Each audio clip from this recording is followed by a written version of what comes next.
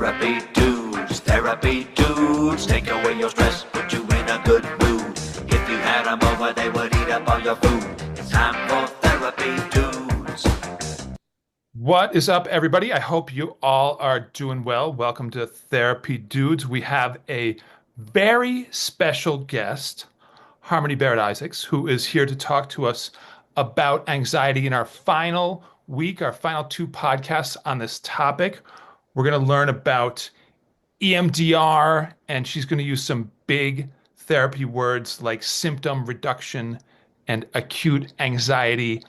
And hopefully this will help Andre quite a bit because he's so anxious. He's wearing the same shirt that he did yesterday, which, for is like a week concerning now. to me for like a week. Concerning on a personal level, struggling. but we're gonna let you through it. You've got your microphone today, so I feel like we're already ahead of where we were in the past. Right. Yeah, I've improved. Not with my anxiety though. But now we have someone who can talk about it in a more like real way, so that's good. Well, it sounds like you're wearing your emotional support shirt, so that's good coping. It feels good. What does it say on it? We don't need to talk Nero? about Zero? Zero. It says zero. Okay, I was this is a video game shirt from when I was younger, and I wear it as a PJ. I'm at my home right now, I'm relaxing. I'm gonna wear the comfortable shirt. You're in your pajamas? Well, just the top. Okay. Actually, yes, I'm completely in my pajamas, but I don't, I want to come off as professional, so. Good start. Harmony, Good start. Harmony, I'm curious, do you feel like Andre purposefully color coordinated his gaming chair with the LED lights on his keyboard, or is that just totally accidental? Oh, wow. I'm just seeing that. I don't know. Look I at don't that. know. I didn't even notice. Oh, sure you didn't. I think that Andre's a pretty stylish guy, so I don't think that was just a coincidence. That was no Thank accident. you. By the way, Therapy Dudes is brought to us by our sponsor, Boulder Psychological Services. You should check out Boulder Psychological Services for all your therapy Needs. needs. Glad you got it okay, good. Thank you. You're welcome. Let's get into this so that we're not being silly yet. Okay. Harmony. Yes, Dan. We've been exploring anxiety for the last 6 podcasts, and it's made us anxious. And to some extent, the anxiety that the world has been going through has, been sort of ongoing both for us personally, but also with our clients, whether it's like global issues or political issues. And Yes. you're here with some like practical techniques and strategic advice that we could actually put into play. And we'll get more personal in the next podcast, but I'm wondering if you can kind of help us out of the gate with like, what is EMDR? Why are you a fan of it? Okay. Well, thanks for having me. And I mean, yes, the state of the world is no joke. And I guess in the next part, I'll talk, about how that affects me and what I notice in my own life around it. But yeah, just notice. I mean, obviously, anxiety is not. It didn't like happen as after January 20th or like, there has been a lot of anxiety for a lot of people for a long time. And I think the pandemic, there was this huge upswell of it, and it's just kind of continued. And then you pile on life on top of it, and life continues to happen to us, no matter what's happening on these kind of larger scales. And it can be really overwhelming. And whether, you're a generally well-functioning person and you're managing through everything, and then something happens that totally knocks people off course and creates a state of anxiety, or you're someone who's really sensitive to a lot of things, maybe you're neurodivergent and and the world can feel very um stressful a lot. And so no matter who you are, I think having strategies that are accessible is really important. So I think I like to think of like kind of this acute stress, the stuff that happens and it kind of grips you and you feel like your nervous system is hijacked. But I don't know if people always notice, like have that awareness of what that means for your nervous system to be really activated. So what are some things that people experience Yeah. when you're in your body and in your mind and emotionally when you're feeling really stressed out? Well, I mean, I know for myself, I get like both revved up with like my heart rate and just, my body kind of being jumpy, and then my headspace is just kind of racing, cycling. And if there's nothing to focus on, it will just jump from anxiety trigger to anxiety trigger, like it had this sort of running list in the background that it was waiting to like present me with. Right. And is it like a negative self-talk too, where you're kind of beating up on yourself? Because that Right? can There's happen. there's two kinds. There's like the negative self-talk, and there's like just the anger at the world and Mm. it like, Andre or my family or, you know, Yeah, so it's either going inward or outward. I'm It's just like kidding about Andre. He's super sensitive to this. I wasn't mad at you the other day, I swear. You looked mad at me. you I looked was just mad at mad. me. I had to text him. I was like, "Were you mad?" He was like, "No, I Oh, got all this going on." He just doesn't say bye sometimes, but we'll wait. talk about that later. Oh my God. Yes, this is the thing. Yeah.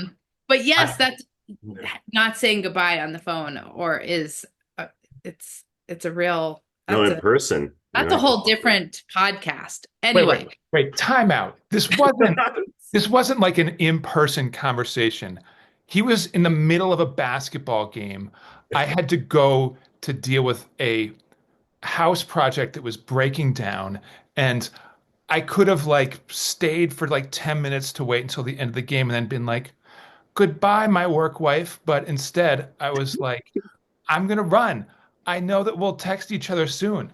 Everything will be fine." It was your face. Your face, like you looked all bitter, you looked all pissed. But it's That's But okay. just but aging. Andre, you used one of your tools and you checked out the assumption, right? No, You no, I'm actually living in a lot of anxiety these days. So I'm already aware that I'm distorting things, right? And even in the example that Dan and I are sharing, I was already aware that I have underlying assumptions. These are distortions that I'm experiencing based off of how I've been feeling the last like 6 months. And I have to challenge those assumptions. But with yeah. that, I actually like to put stuff on him and be like, "Are you mad at me?" Just because I know it bothers him. So it's just a cycle you guys are in. So Yeah, side note, right? yeah, But but all those physical symptoms that you said, Dan, are are great examples of an activated nervous system. I think that, heart rate, increased heart rate and stomach aches, shallow um, breathing.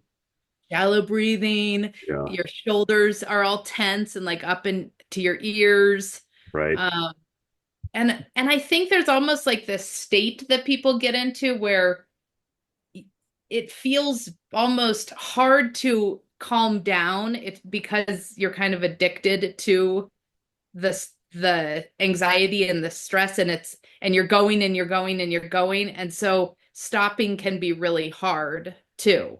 We kind of like keep feeding it, if that makes sense. So some of the tools that I really my like go-to ones are just in like your everyday life are using an ice pack either on your chest or on your eyes, Oh, holding it there, and that activates the vagus nerve and then shifts you from here, I'll use the big language, shifts you from the sympathetic nervous system to the parasympathetic nervous system. So it actually takes you into a more calm state of being so that you can even think straight. So putting it on your chest and sitting there or laying there for 5 minutes and breathing, putting it on your eyes is it can help cut through a panic attack. I had a client who I taught this to, and she was panicking before an exam, and she got a frozen burrito and put it on her chest in the car, calmed herself down, and then went and ate it for lunch. So, which I was like, was so brilliant, the whole Yeah. thing. So does that make sense? What I just Yeah. No, that's like a biological hack, right? Like, there's certain ways to access the nervous system. One of them is stimulation like that. Yes. Yeah. Well, and Yeah. I feel like it's almost like a biological. It's like we've already been hacked biologically, and now we're like resetting it, Yeah. right? Like Yeah. that's energetically, like our nervous system seems like it's reacting disproportionately to what's going on. Yeah. It Right. needs Catastrophize. it. So And you're we think hacking the of it hack. so much as a mental process. Like I'm stressed out because of what I'm thinking about or what's happening. But really working with the body is what gets you to a calmer place to even be able to sort it out Right. and do the self-talk and work with yourself in a different way. Yeah. I see anxiety as like a manifestation of fear. I feel like anxiety is ruled by fear. Uh, Yeah. and I think that oftentimes there is the first thing you got to address when you're anxious is the physical symptoms, like noticing when you are being hijacked. And then, if you're breathing too shallow, like regulating your breathing, like, and what I like to do is I like to scan my body to see where I'm holding that anxiety, right? So for me, it's usually in the chest or the stomach. And sometimes, like, even if I'm in public, I'll just put my hand on my chest and I'll just be like, what am I feeling here? And I'll ask myself as I'm regulating my breath, I'll try to find a narrative or something that's connected to fear, and kind of, use some CBT, like reframe what's going on and but reassure myself or this part of me that like it's not that bad, right? Yeah. Or what do you need, you know? And being able to get to that thought process is kind of step two. You tuned into your body first, and there's a saying that the body is the golden door. Yeah, So tuning into that first, and that takes time to even identify where and how you feel things in your body. That's not just like automatic knowledge that we all have. absolutely. Some people can access what's going on in their body relatively easily. Some Yeah. people have like a mind-body disconnect where it's just they're very heady. They don't understand what that means when you ask them to feel into it or like, where do you feel it in your body? It's like I feel it everywhere, you know? Totally. It's Yes, it takes time to build that skill. it definitely does. Yeah, It definitely does. But it's worth it. I mean, I just feel like it's worth it because it gives you access to so many more tools. yes. Um, Awareness is key. Awareness is key. Yeah. The other part also, another tool is sticking your face in ice water for 30 seconds. And another one that really helps reset. And the other one that I heard recently that I thought was really interesting, and I've been playing with it in my own life, is that creativity is the word that was used, is like a toggle for with anxiety. So creativity, but really just like doing, creating, even like cooking or the act of doing something with your body and Yeah. is a toggle switch for anxiety. And so I Mm. notice that when I'm sitting and I'm like doom scrolling, which I do more than I would like, and I'm just like, stand up and go do the effing dishes. And so I'll just go and just doing that. And I notice that I don't feel the same anxiety when I've got my hands under the water, when I'm washing the dishes. And it's not like it ends forever, but it is a bit of a toggle. on-off switch that I do think is interesting. And obviously that's also, getting into crafting or playing an instrument or I'm sure even like playing basketball, and the act of is you're not then like ruminating in the same Right. way you are. It gives you a sense of agency, right? Like you're taking, so a lot of times when we have anxiety, it feels like we're losing control. And when we can choose something and move towards that and apply it in a meaningful way, like this feels fun to play basketball, or I needed to do the dishes and it feels like I'm productive right now. It kind of rewires that part of us, Yeah, Re and maybe shrinks the scope of things, that it kind of narrows in our focus a bit, because when it feels like everything's out of control and it's just one big ball of, can I swear on this? you certainly can. Oh yeah. Okay. So one big ball of shit, and Oh my it, goodness. I know, sorry. It feels terrible. And so if you can narrow in and the scope of what you're thinking about and feeling, I think that helps as well. Yeah.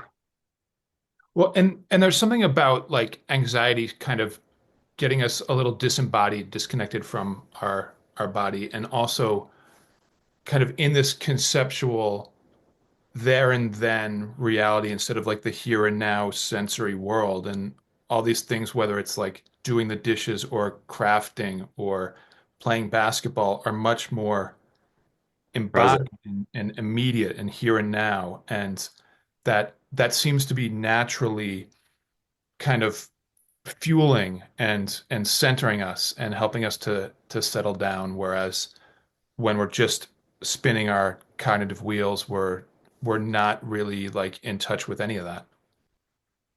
Yeah. Right. That's true. So Okay. EMDR.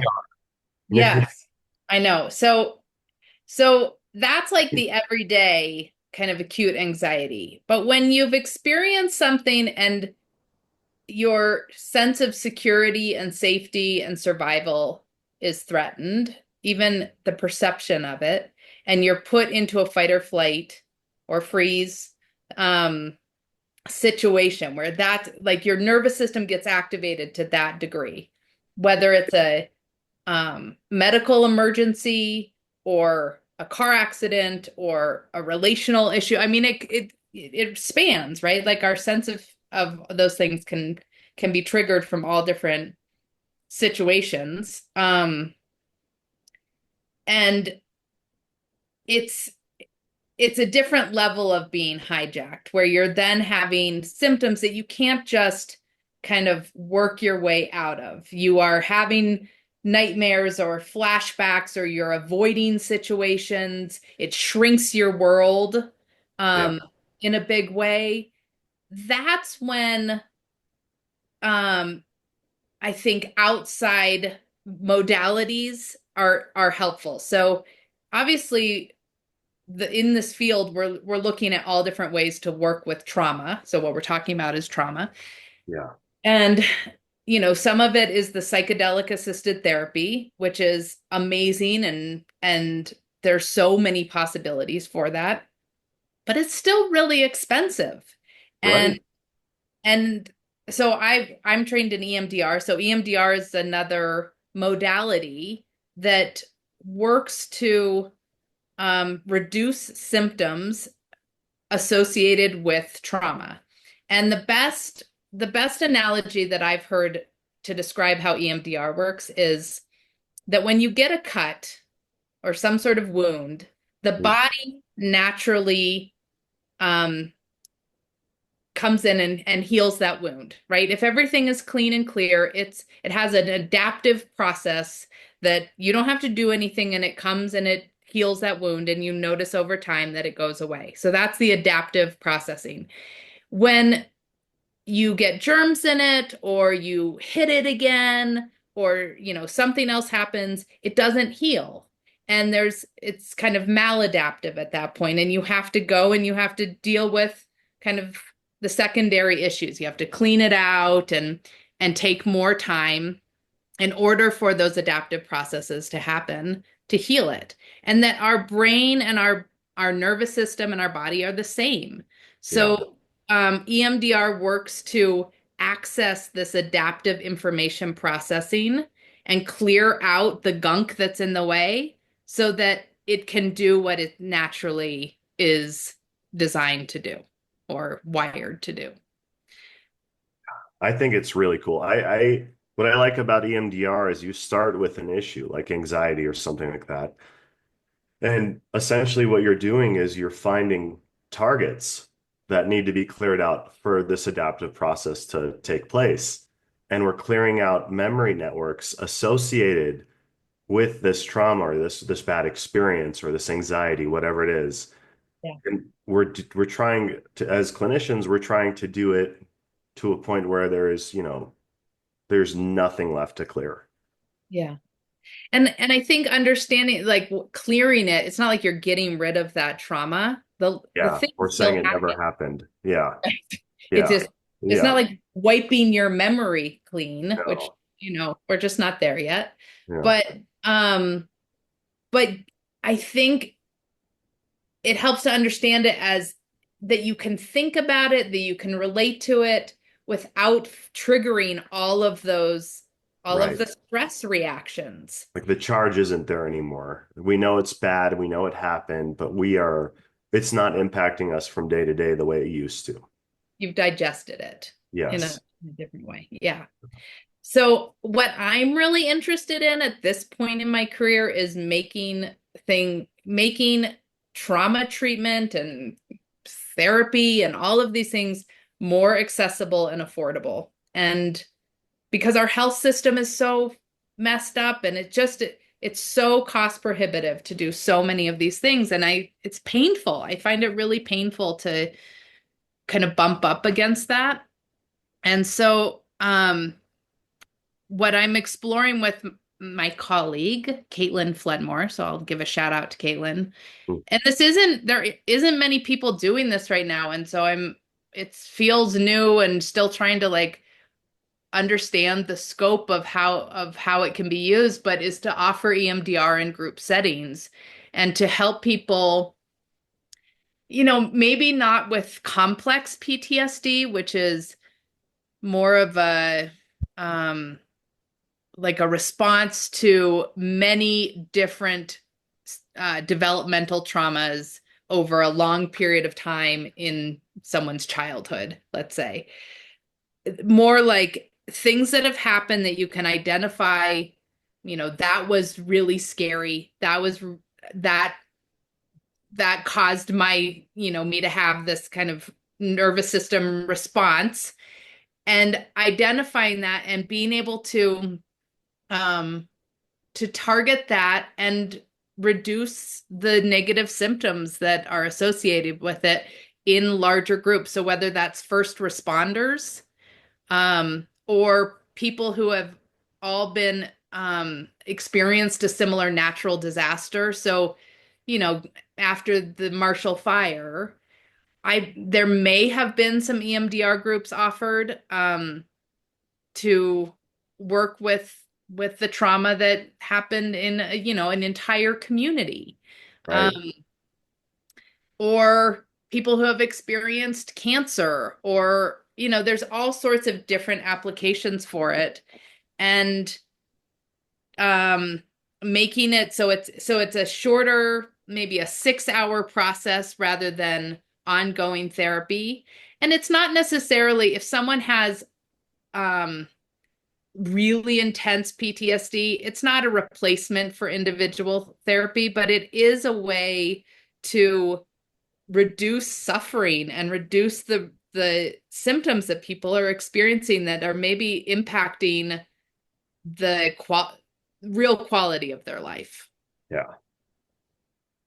I know we got to wrap in a minute, but I have a final question about the appropriateness of it for, say, people that have been kind of caught in the almost like apocalyptic doom and gloom news cycle, and whether this would fit for that and what it would change for somebody, because the news is still going to be out there being the news. I mean, that's what I'm curious about that too, and feel like it could be really helpful in moving people from a place of freeze and hopelessness into maybe more of a place of action, where you're able to kind of tease out your emotional response to it. I mean, honestly, I see kind of the need for an ongoing group where maybe we're doing that monthly, but maybe it's something that helps people reduce the level of anxiety that they're feeling about the state of affairs, so that they can one, function in their life better and attend to what they have to on a day-to-day basis, and two, be able to then relate to the larger scope of what's going on in a more productive way.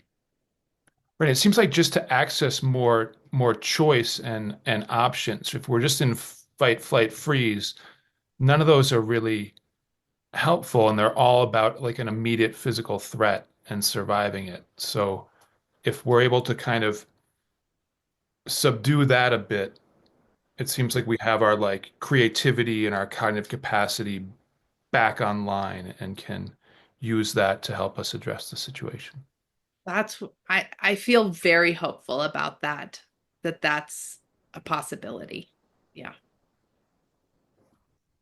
Awesome. Harmony, by the way, is on boulderpsychologicalservices.com if you want to reach out to her, check out her profile online. And hopefully you all enjoyed this talk. Like and subscribe. We will see you next time. Therapy dudes, take away your stress, put you in a good mood. If you had them over, they would eat up all your food. It's time for therapy dudes, take away your stress, put